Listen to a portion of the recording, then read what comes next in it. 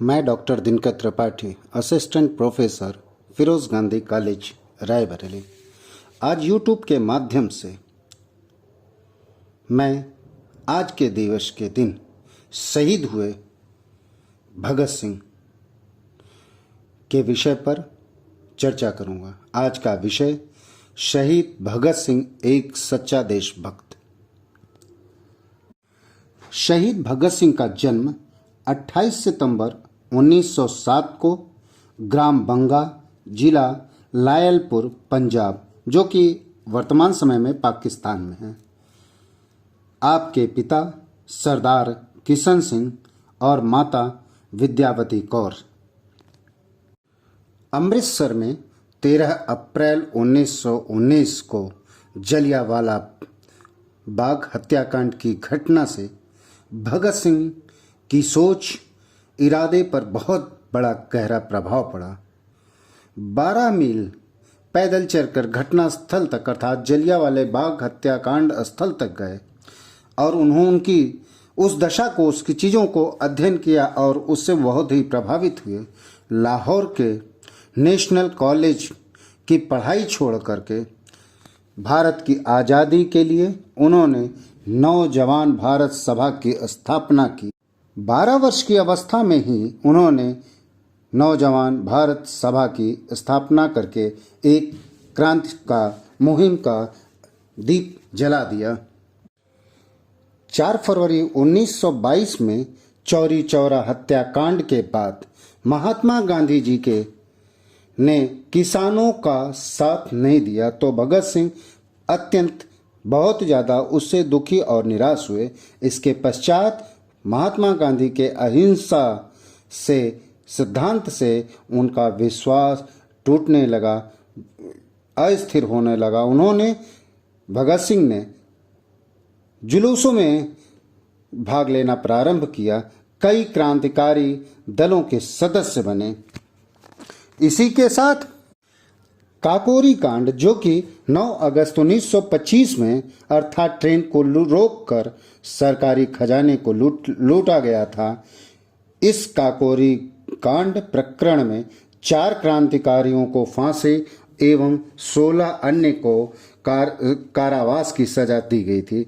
इस घटना से, सरकार की इस नीति से भगत सिंह इतने अधिक उत्तेजित हुए और सन 1928 में अपनी पार्टी नौजवान भारत सभा का हिंदुस्तान रिपब्लिकन एसोसिएशन में विलय कर दिया। इस विलय के पश्चात हिंदुस्तान रिपब्लिक एसोसिएशन का नाम बदलकर हिंदुस्तान सोशलिस्ट रिपब्लिकन एसोसिएशन कर दिया गया।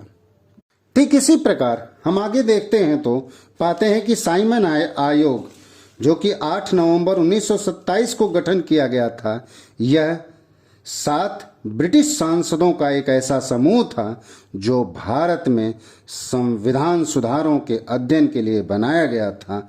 सन 1928 में इस साइमन कमीशन के बहिष्कार के लिए बहुत अधिक प्रदर्शन हुए। इन प्रदर्शनों में भाग लेने वालों पर ब्रिटिश शासन ने लाठीचार्ज किया। इस लाठीचार्ज से आहत होकर लाला लाजपत राय की मृत्यु हो गई। लाला लाजपत राय कांग्रेस में गरम दल के 3 प्रमुख नेताओं में लाल बाल पाल में से एक थे।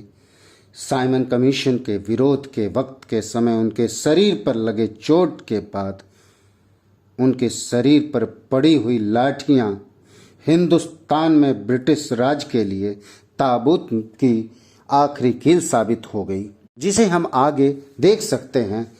लाला लाजपत राय की मृत्यु 17 नवंबर 1928 को हुई।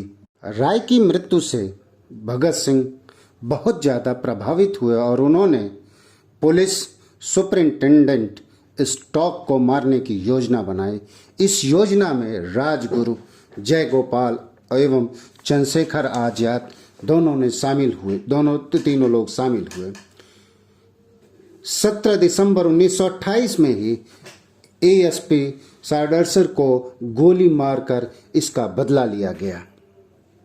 इसी क्रम में हम देखते हैं कि शहीद भगत सिंह का अंग्रेजों द्वारा मजदूरों के प्रति अत्याचार पर उनका स्वाभाविक रूप में विरोध था।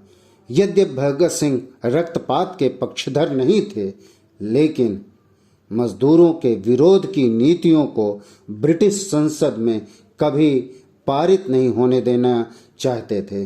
साथ ही वह चाहते थे कि अंग्रेज यह जान जाएं कि अब हिंदुस्तान जाग चुका है। हिंदुस्तान जाग चुका। इस बात को बताने के लिए दिल्ली की सेंट्रल असेंबली में बम फेंकने की योजना बनाई गई। भगत सिंह अंग्रेजों तक अपनी आवाज़ पहुंचाना चाहते थे, लेकिन कोई खून खराबा न हो, इसलिए भगत सिंह एवं बटुकेश्वर दत्त ने 8 अप्रैल 1929 को असेंबली के ऐसे स्थान पर बम को फेंका जिससे कोई हताहत न हो, और धुआं होने के कारण और सारे लोग वहां से निकल गए, किंतु भगत सिंह एवं बटुकेश्वर वहां से भागे नहीं और इनकलाब जिंदाबाद, साम्राज्यवाद मुर्दाबाद के नारे लगाते हुए अपने साथ लाए पर्चे हवा में उछाल दिए और स्वयं को असेंबली के बाहर नहीं गए। कुछ ही देर बाद उन दोनों की गिरफ्तारी हो जाती है पुलिस द्वारा, और 7 अक्टूबर 1930 को भारतीय दंड संहिता की धारा 129, 302 तथा विस्फोटक पदार्थ अधिनियम की धारा 4 और 6F तथा आईपीसी की धारा 120 के अंतर्गत भगत सिंह, सुखदेव और राजगुरु को फांसी की सजा सुनाई गई। लाहौर जेल, पंजाब, जो कि वर्तमान समय में पाकिस्तान में है, में 23 मार्च 1931 को शाम 7:33 बजे इन तीनों को फांसी दे दी गई। फांसी पर जाते समय तीनों लोग मस्ती में गा रहे थे। क्या गा रहे थे? मेरा रंग दे बसंती चोला, मेरा रंग दे बसंती चोला, माहे रंग दे बसंती चोला।